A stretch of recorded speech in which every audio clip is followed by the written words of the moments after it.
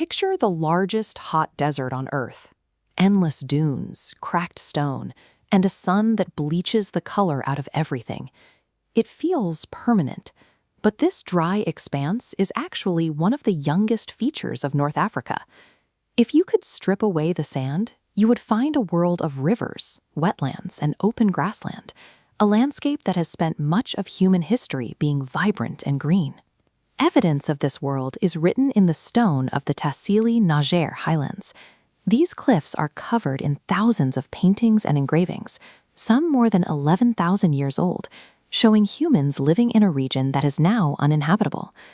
These artists recorded the presence of elephants, rhinos, and hippos.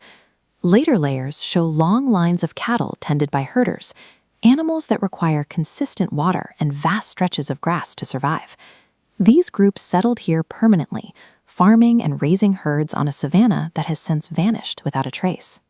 Beyond the art, the landscape itself holds the physical remains of this wet era.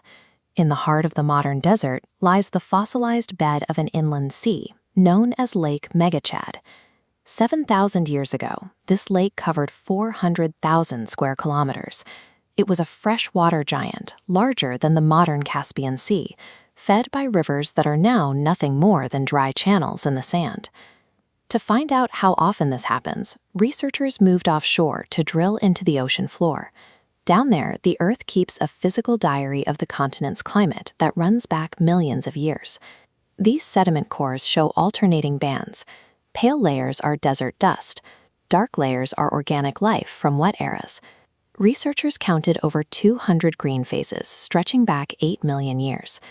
The Sahara has flickered between desert and savanna since long before us, which forces the real question: what turns the switch?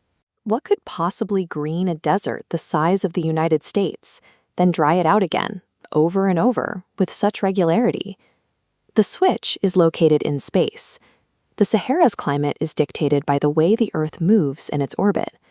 Our planet wobbles as it spins, much like a slowing top. This cycle, called precession, takes about 21,000 years to complete one full circle. 10,000 years ago, this wobble caused the northern hemisphere to tilt toward the sun at the moment the Earth was closest in its orbit. This alignment increased summer sunlight over North Africa by 7. As the rains arrived, grasses took root. This vegetation changed how the ground interacted with sunlight. Dark, wet soil absorbs more heat than reflective sand. This warmer ground fueled even stronger storms, which grew more plants, creating a self-sustaining loop that pulled in even more moisture. At its peak, rainfall jumped 50%. The landscape transformed into a vast green corridor, allowing animals and humans to move across the continent. A minor shift in the angle of the planet effectively activated a continental ecosystem. Because the orbital wobble is gradual, it's easy to imagine the Green Sahara fading away slowly, but the transition back to desert was abrupt. The Sahara is an example of non-linear change. Once the orbital sunlight dropped below a specific threshold, the self-supporting loop of vegetation and rain snapped. 5,000 years ago, the monsoon retreated. Without the feedback from plants and lakes, the desert cascaded back in, reclaiming the region rapidly. For the people living there, the water was leaving and not coming back. This forced a mass migration away from the drying interior and toward reliable water sources. Many of these refugees followed the vanishing rivers east toward the Nile. This concentration of people along a single river valley provided the population density that would eventually give rise to the first Egyptian dynasties. This climate tipping point rearranged where humans could live, helping to set the stage for one of the ancient world's most complex societies. The 8 million year record suggests this cycle will continue. Eventually, the wobble will bring the rains back to the north. The orbital clock estimates the next natural peak in summer sunlight is roughly 10,000 years away, a moment when the monsoon should naturally reawaken the desert. However, the orbital cycle is no longer the only factor. Humanity is now warming the atmosphere with greenhouse gases, creating an artificial nudge.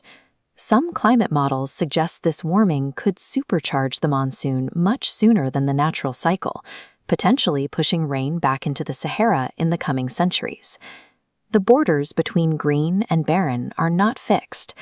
This landscape is a phase, a giant pendulum caught at the far end of its swing. The grass is gone for now, but the planet's clock is still running, and one day the desert will remember how to be green.